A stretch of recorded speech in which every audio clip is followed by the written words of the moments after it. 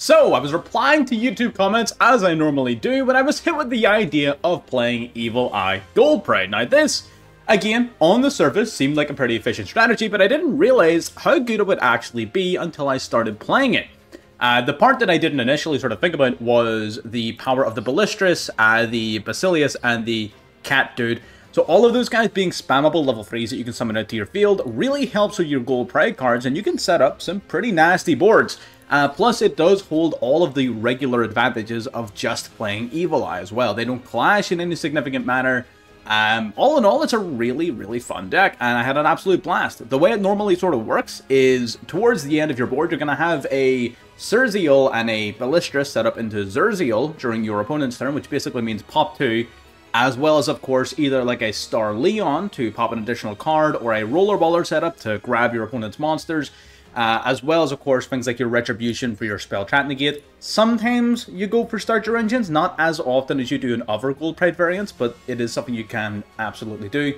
But all in all, the deck functions fantastically. It adds another layer of sort of versatility to Evil Eye that it didn't go there. I don't think this is going to be a better way of playing Goldpride, but I do think this is going to be a better way of playing Evil Eye, right? So this is an improvement on the Evil Eye strategy, so if you're a fan of that, absolutely give this one a shot. I'm going to go through a few replays here. We had a pretty impressive win streak in Demon using this deck, like right off the bat. Super quick and easy to learn, super intuitive deck. We have some really funky extra deck stuff that I'm going to talk about towards the end. I will be doing a detailed card-for-card deck profile at the end of this video, so you stick around for that. But first of all, I'm going to show you a few replays where we're going to get to grips with some of the basic plays and combos. So if you're interested in this, as well as anything else that we may release over the next number of weeks, or anything else at all, really. We're playing a lot of Goldpride stuff. So if you're a fan of Goldpride, make sure you're subscribed to catch things as it's coming out every single day. Like the video if you enjoy watching. Let's get into game number 1. Already getting into our game 1 here, we're going second to start off with, but our opponent luckily doesn't do very much. This gives us a decent opportunity to show off some of the plays in the deck here. So we're going to start off with our field spell, searching our deck for Surzeal. Surzeal, of course, a pretty powerful card, because on summon, it's going to grab you an Evil Eye card.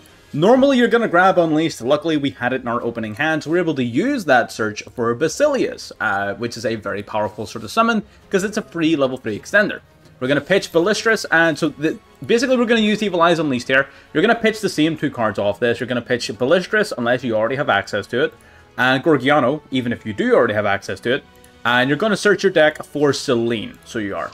Or if you already have Selene, you can grab your other Gorgiano, right? Whatever. Then we're going to use Gorgiano in the graveyard. We're going to banish it, discarding a spell or a trap. It can be the Selene that you search for in a pinch, but ideally, if you have anything else, pitch it. You're going to search your deck for your Retribution. So that's your spell trap negate. We're going to go Basilius here for an optional play. We're going to send our Selene from deck to graveyard. That's going to pay 1,000 life points to set itself to the field, making us lower than our opponents, capable then of summoning out the Leon. Unluckily, I should say, our opponent goes for the Max C here, so I decide we're going to take it nice and easy in this game. We're going to summon Leon and simply Synchro Summon into the Star Leon. We're going to give our opponent 2 draws, but that's totally fine. We can keep our draw for next turn. We're going to go Selene onto our Surzeal, swinging directly for 2,000. And we were going to hit for 1,600. I actually believe we still do, yeah. We Surzeal, we're going to pop the Guardian Slam, we're going to swing here for an additional 16. Our opponent's playing that Winged Dragon of Ra H-Jade deck, which is a fucking blast, by the way. Video coming out on that very, very soon. That deck's a fucking blast. 2,100 to our opponent's face, then we're going to activate Eye of Gorgiano, setting our trap card as Selene, but boosting up our monster even more. Called by the Grave coming out, trying to get rid of our Ballistris. We decide, fuck it, you know what? It's worth giving him the additional draw 1. I am just going to summon it out. So he does get to draw an additional card, but we get to keep our Ballistris.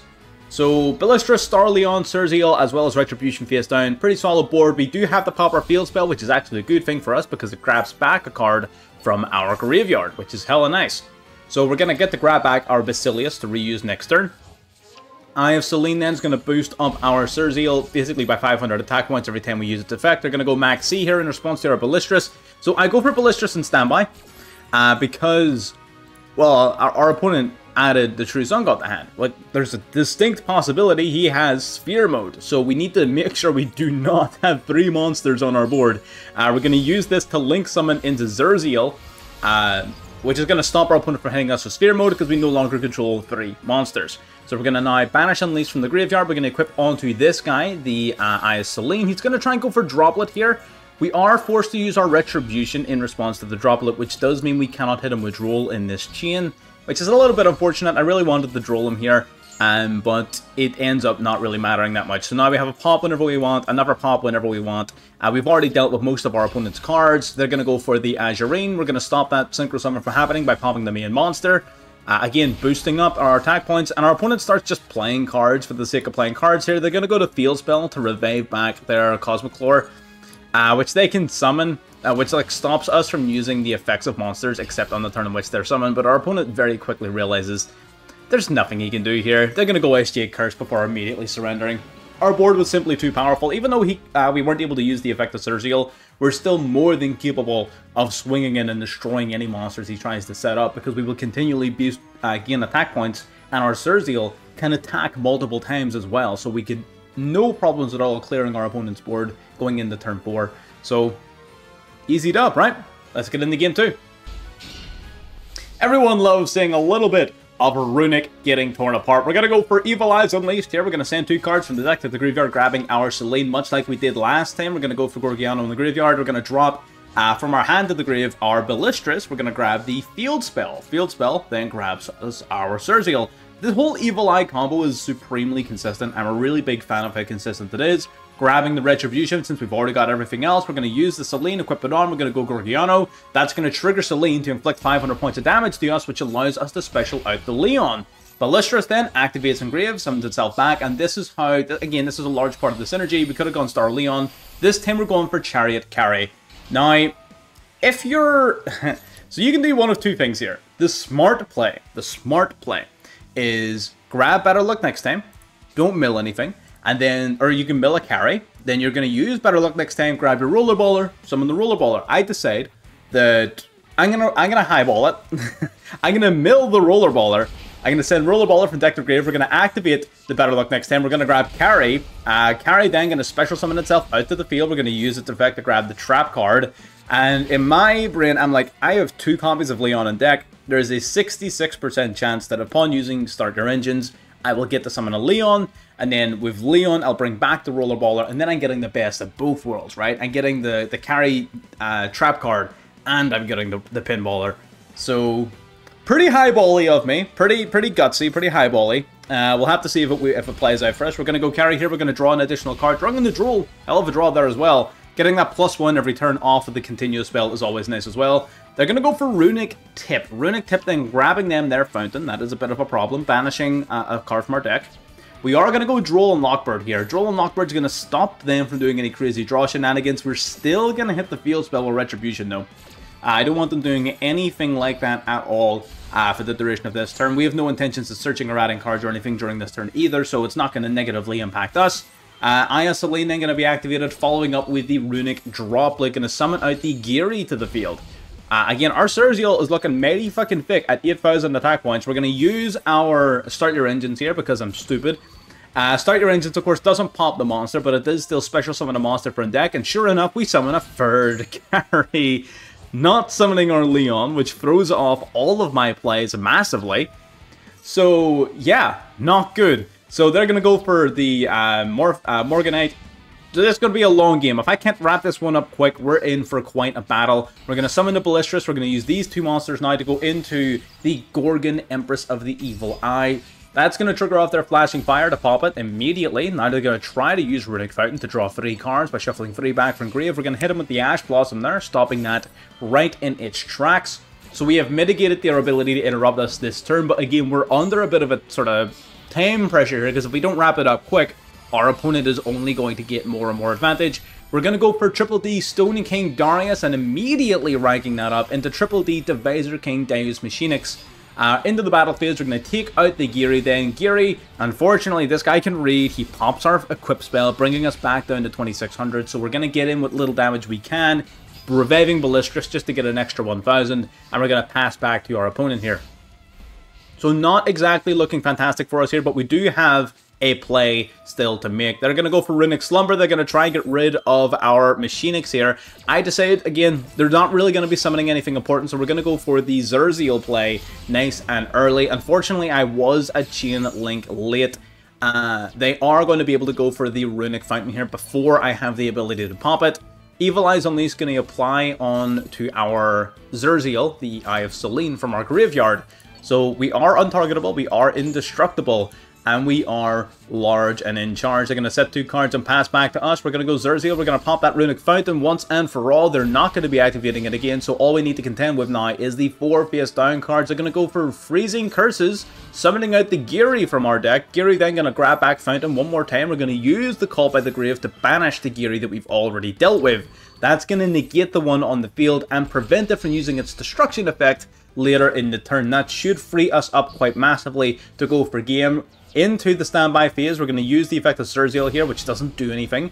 Ballistrous then in Grave is going to be met with the Shadow Imprisoning Mirror. We are forced to pop that card, otherwise it would have negated all of our effects. And with that, the last 2 cards our opponent had simply were not enough to stop the double attacking Zerziel alongside our Ballistrous and our Devaser King. Very, very straightforward game there. Again, taking down Runic, popping that Runic Fountain over and over and over, dealing with it time and time again. And you can do that quite handily in this deck. You get, you get the pop cards every single turn. You get the recycle cards back. Your long game is pretty impressive. Not quite as impressive as Runic's, but it's also not as fragile as Runic's. So your long game is nice. Your short game is nice. You can play through many, many interruptions. Or sorry, let me clarify that. You can play through many forms of interruption rather than many interruptions. Because you can't really play through a ton of interruptions, but you aren't really overly susceptible to any one kind of hand trap or anything like that. But either way, I'm not going to ramble just yet. We still have one more game to look at. Alright, getting into our next game here. We are going to be playing this one. It's a little bit different this game. We are going to get hit with an Ash Blossom on our Zerziel here. I decide, fuck it. Alright, we're going to go Call by here. We don't really super hard lose to things like Maxi. So you really can sort of afford to be a little bit frivolous when it comes to Call by or Crossout. You can hit Ash, you can hit Imperms, you can hit whatever to stop them from interrupting your plays. We're going to grab Evil Eye's Unleashed here, and Troll and Lockbird is actually quite a large deal. We are forced to end our turn and pass back to our opponent, not being able to set up in any way an impressive board. Our opponent seems to be playing Dogmatika Labyrinth. They're going to grab Dogmatika Punishment, setting 2 cards and passing back to us. So we could be in a bit of trouble here, but we're going to have to play our cards right. Grabbing Droll off the top of the deck, we're going to go Evil Eyes Unleashed, milling 2 to search our deck for the Evil Eye of Selene. That puts us at least in good position to sort of maneuver here. We're going to go Gorgiano, we're going to drop the Evil Eye of Selene to grab Retribution. We're going to use Selene's effect in Grave. We're going to banish the Unleashed to set it onto our field face down. That brings our life points lower than our opponents, which is key. They're going to go for Big Welcome Labyrinth to try and deal with our Zerziel before it can become a threat. We're going to Ash Blossom that to stop them from dealing with it. But unfortunately, there is the Dogmatika Punishment. So we force the punishment. He can't send something like Garura, and sending Intus, which he does end up sending, doesn't generate him a massive amount of advantage. So you know what? It kind of worked out for us in the long run. That's totally fine. We wiped out his back row. Being met with Max C, though, in response is quite detrimental because now they're going to rebuild some of the advantage that we worked so hard to take away from them. We're going to go carry, we're going to grab Start Your Engines from the deck. Normal summoning the Leon, no point in us special summoning it. We haven't used our normal summon. We're going to go Star Leon then. Star Leon, we're not going to pop the Ecclesia. We're going to simply take a little bit of damage and pass on. If we were to pop the... Ecclesia here and then swing directly, our life points would have been higher than our opponents, which meant that a large portion of our effects and interruptions that we would have wanted to use wouldn't have been nearly as effective because, well, our life points would have been higher. So that's not a good thing for this deck. Although towards the end of our opponent's turn, I have no reservations about popping that Ecclesia to deal with it. We're going to grab back Leon then from the graveyard. Leon then bringing back the carry that was already in our graveyard. And from here, it is just a bit of a long game where we can continue to mount and build advantage. We're going to summon the Basilius. They're going to meet that with Big Welcome Labyrinth. Retribution immediately shutting down that idea. And I believe our opponent doesn't stick around too much longer after that. They do not. And that is an example of the Evil Eye long game. You're able to quite easily weather quite a significant storm when it comes to Evil Eye, playing some very high power hand traps and being able to set up interruptions to stop your opponent, the key points in their combos. Not a ton of interruptions, that's important. The way Evil Eye works is it doesn't set up like 4 million interruptions or like 7 negates or 5 pops or whatever. What it does is it sets up enough to get you through so that you can continue to rebuild. Because remember, Evil Eye of Selene is making your monsters untargetable and indestructible. You have powerful back row, you have Ballistris who revives, you have your gold prey cards which will continue to loop and revive themselves, drawing you additional cards. So you're trying to set up enough interruption, 2 to 3, maybe even 4 interruptions, to weather your opponent's storm. Normally with the gold prey cards, it's 3 interruptions, because you'll have your... normally it's 4 actually, the more I think about it. Because you have your Surzeal, you have your Ballistris, which will go into Zerziel, you have your Retribution, and you'll have whatever Gold Pride interruption, be it Starleon or Pinballer. So normally you'll have 4 interruptions, which is actually quite a lot, the more I think about it. So that's more than enough to get you through. And it doesn't just stop there. It continues to rebuild, continues to recur, and continues to net you advantage into the long game. So, yeah, maybe the deck's even better than I think it is. Let's get into the actual deck profile and we'll talk about it a little bit more. And here's the deck list. So, there's a bunch of different ways in which you can play the Gold Pride package. You could minimize the Gold Pride package if you want to play like a more budget-friendly version. You could do maybe single Leon, single Better Luck Next Time, and play closer to like this if you're a little bit on the budget side. That will require you to lean quite heavily into your Chariot carry, so be aware of that, but you can totally play the deck just like this if you're worried about budget. Because I know the, well, I mean, Unleashed and some of the extra deck cards make this a little bit pricey of an investment given their lack of splashability. But Gold Pride and Evil Eye definitely work very well together. If you're a fan of Evil Eye, this is definitely a deck I would recommend playing.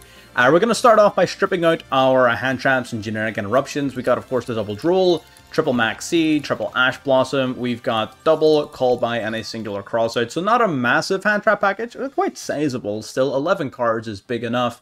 But that is the ones we're playing. You can play whatever you want there, although I think those are pretty much the best ones right now. Getting into the deck, we're going to split it into 2 different halves. We're going to talk about Evil Eye first, and then we'll talk about Gold Pride afterwards. So with Evil Eye, we're playing 1 Catlobelpus, playing 1 Basilius, and triple Ballistris. These are your familiars. They all basically special summon themselves. So Cat summons from grave, Basilius summons from hand, and Ballistris can quick play special summon from either. So you can tell that this card is definitely the better. They all also have additional effects. I think this one, I actually don't even know this guy's effect because it's so mid. Yeah, you can target an Evil Eye spell or trap, and it can't be destroyed by opponent's card effects. Yeah, cool. This guy is actually decent. This guy can send a Evil Eye spell or trap from deck to graveyard, so that's able to fill in the blanks in some of your combos by sending Gorgiano or Selene or something like that if you have a decent enough hand. So Basilius' effect is actually pretty solid, but these two are mainly here as special summons that you can just do for free, right? You can pitch this card off of Unleashed if you already have Ballistris. You can add this card to hand off of your field spell if you've already got Zerziel, or you can even just search it off of Zerziel if you already have Selene. There's a bunch of different things you can do to get access to these cards. They're usually sort of second-rate options. You're only ever going to pick them if your hand is decent enough to allow you to pick them. But they're not even bad cards to just open up with. The only one that's like bad per se is Cat. And it's not even really that bad, because you're just going to discard it off of Gorgiano, and then you're back to square one, right? So your familiars, I think 1-1-3 is definitely the best ratio. We are trying to play a decent amount of them to work alongside our Gold Pride cards, as well as, of course, for their own effects, because the Ballistris is actually very, very powerful. This card not only summons itself quick play from either hand or graveyard, it can also, during your opponent's turn, link summon out an Evil Eye monster using monsters you control or Evil Eye equip spells as monsters. So you can basically summon out, if you have Zerziel and Eye of Selene, you can summon this card from graveyard during your opponent's turn, and then immediately link 3, using 1, 2, and 3 into the Zerziel. So Ballistris is definitely the most powerful of the familiars, and is the one you'll get the most usage out of for sure. Then we have Zerziel himself, the main man of the hour. So this card, when summoned, will grab an Evil Eye card from deck to hand, so he searches on summon, which is excellent. This is your primary sort of combo starter and pseudo-boss monster, because it's going to grab your Evil Eyes Unleashed, which we'll talk about in a minute. But Zerziel then, as well, while it is equipped with the Eye of Selene, you can target a special summon monster your opponent controls once per turn and destroy it. But during the next standby phase, you're forced to destroy a card that you control as well, which more often than not doesn't either A, doesn't matter, or B, is actually a good thing in the case of our field spell. But again, we'll get to that. So Zerziel searches, and is a pseudo-boss monster because it pops and when it's equipped with the Eye of Selene. And the Eye of Selene is going to be why it's treated like a pseudo-boss monster, and we'll get to that. Secondary to that is Medusa, Watcher of the Evil Eye. Not quite as good as Cerziel, but not too far behind. This card, when summoned, will target an Evil Eye card in graveyard and add it back to hand, so it's a decent way of recycling some of your key cards. If it's equipped with the Evil Eye of Selene, you can target a monster in your opponent's graveyard and banish it. So instead of dealing with monsters on field, it deals with cards in grave, which is still a valuable ability. Definitely worth using as one of. Very, very rarely use it, but it's not a terrible option by any stretch. Evil Eyes Unleashed, the latest support card released for the Evil Eyes archetype, alongside the Ballistris. This card is actually really fucking strong. So it allows you to send an Evil Eye monster and an Evil Eye spell or trap to the graveyard from your deck, and then you grab an Evil Eye equipped spell from deck to hand. But for the rest of the turn, every time you use a non-Evil Eye card or effect, you lose 500 life points. That is, unironically, really fucking good for you, every part of that. Sending an Evil Eye monster and spell or trap is perfect because you're going to pitch your one of your two useful familiars and this equipped spell here, which has an effect on Grave 2, to grab your Eye of Selene, which, as we've already covered, is pretty integral to the usage of your boss monsters. It also has another effect where if you link summon an Evil Eye monster, you can banish this card from your graveyard to equip onto it an Evil Eye equipped spell from the graveyard. That is also vital in combination with the Ballistris' effect, or Basilatris' effect. Because you're going to link summon during your opponent's turn to summon a Cerziel. Now Cerziel, because you used it during your opponent's turn, obviously doesn't have any equips. So you need to use the effect of Unleashed to equip it with the Eye of Selene on summon during your opponent's turn. So every part of this card, it basically reads like a custom card for Evil Eyes. As far as Evil Eyes go, this card is insane. It really is that good. Then we have Selene and Gorgiano themselves, the equip spells. Selene is the, again, main card that turns both your Cerziel, Medusa, Cerziel, and Gorgon into their real sort of true boss selves. Any monster equipped with this card cannot be destroyed by battle or opponent's card effects and cannot be targeted with card effects. So untargetable and indestructible, automatically really good. And every time you activate the effect of the equipped monster or activate another Evil Eye spell or trap card, your equipped monster gains 500 attack points at the cost of 500 life points. You can also reset this card from your graveyard by paying 1000 life points and banishing a Evil Eye spell or trap from the graveyard. So it sets itself up on field. It makes your monster a huge sort of Avramax-esque boss. It really is just incredible. Plus it turns all of your effects online, which is insane. Then you've got the Eye of Gorgiano. So this one is slightly different. This one changes its name to the Evil Eye of Selene while equipped, which is important. So that means it still technically satisfies all of your conditions and your effects. So it still does all of that. It doesn't have the targeting protection and such, but what it does do is while your life points are lower than your opponent's, the equipped monster gains attack points equal to the difference. Obviously, your life points are going to be quite low most of the time, so you're able to abuse that difference in life points to gain a shitload of attack. Although the primary usage of this card is its graveyard effect, where you're able to banish this card from your graveyard to discard any Evil Eye card to add an Evil Eye spell or trap from deck to hand. That's the primary method through which you're going to get access to your counter trap, the Evil Eye Retribution. So, pretty decent effect on field, technically satisfies your Selene conditions, but its primary usage is its graveyard effect. Now we've got Evil Eye Domain, the field spell. On activation, you grab an Evil Eye monster from deck to hand. Automatically really fucking good because it gets you your Cerziel, or if you've already got Cerziel, it gets you a familiar, which is just insane. If this card... during damage calculation, if your Evil Eye monster is attacked while you have Evil Eye Selene, the battle damage you take is also inflicted to your opponent, which doesn't really come up very often, but it can result in some pretty funny draws. But it's not like an effect, right? The other effect though, so when this card is destroyed by a card effect and sent to the graveyard, you get to target an Evil Eye monster in grave and add it back to hand. So that's where the secondary sort of cost, if you will, of Cerziel is found, because you can usually use this to pop your field spell, and then you get to grab back like a familiar or something, right? So, not all bad. This card's pretty damn solid, definitely a 3 of. And lastly then is our counter trap.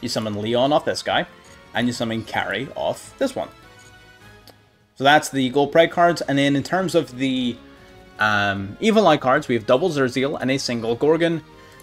Gorgon, while so it gains 100 attack for every Evil Eye card with different names engraved, which usually isn't that much.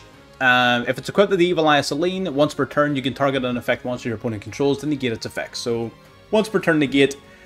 During the standby phase of the turn after you use that effect, you have to pop a card it points to if there is one available. That just basically serves as an additional means to activate Selene, because even if it doesn't point at anything, it still has to activate, which means Selene still gives it a boost. So as long as you don't summon your things underneath it, you're totally fine. And the Zerziel then is similar. If it's link summoned using a monster with 2600 or higher attack points as material, it gains an additional attack per battle phase, which is very easy. That just means Zerziel with 2 Selene boosts will give you that 2600. So very easy to do, so we can attack twice. If it's equipped with Selene, once per turn, as a quick effect, you can target a card your opponent controls and destroy it. And then during the next standby phase, you're forced to negate the effect of a card that it currently points to. And again, so long as you don't point to your own shit, you're fine. It's mainly there to proc Selene. And that is the key extra deck monsters. Literally everything else, you can play whatever you want. So there's 6 key cards you have to play. The rest of this is totally optional. Some of the better cards to play are the ones we have here. Stone King Darius into your Divisor King. So this just serves as a method to summon this guy, because he can be summoned on top of any Triple D monster. Essentially, this guy can detach 2 materials in response to an opponent's monster activation to steal that monster, and that's not once per turn either. So, because you're going to have 3 materials on it, you detach 2 in response to one of their monsters, you equip that monster onto your monster's Exceed material, now you're back up to 2, meaning you can do it once more. So you can get 2 interruptions off this guy where it steals 2 of your opponent's monsters. So that's very strong, especially considering you can go into it very, very easily.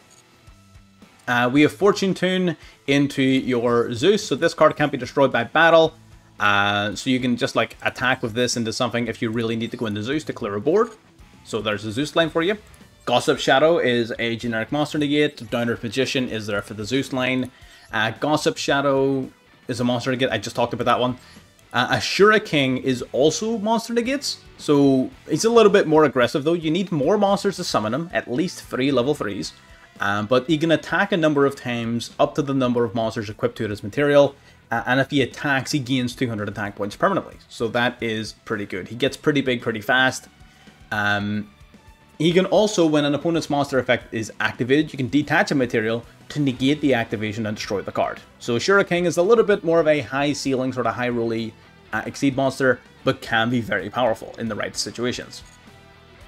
The funny little gimmick here, we're playing a Shooting Razor Black Rose package, which is pretty funny. It doesn't come up very often, but if you're in a situation where if you just got like a negated Zerziel, so you don't have any of your Selene or anything, and you've got a Leon on board, but you can use Leon and Zerziel to go into the Shooting Razor Dragon. Shooting Razor Dragon then can send a monster from deck to graveyard whose level is lower than his own, like the Ballistris, to modulate its level to match. And then all you need to do, if you're capable of putting a level 3 monster on board, be it any of your familiars, be it your carry, be it whatever, you can use this and your level 3 to go into the Black Rose Moonlight Dragon during your opponent's turn. Or if you're a G, you just go into the original Black Rose Dragon to wipe the board whenever you want. So there's some funny things to be had with the extra deck. You can kind of do a lot of creative things because it's not tight at all.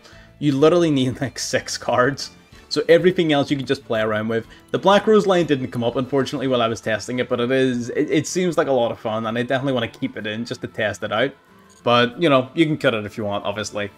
But yeah, that's the whole deck. I think it's a blast. I think if you're up for a new way of playing Evil Eye, this is definitely going to be something for you to consider. Let me just throw the deck back together again.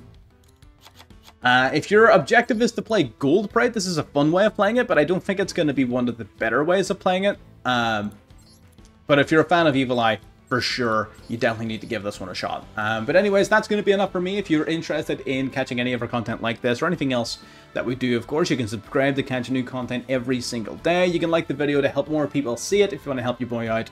And I'll see you next time. Bye-bye.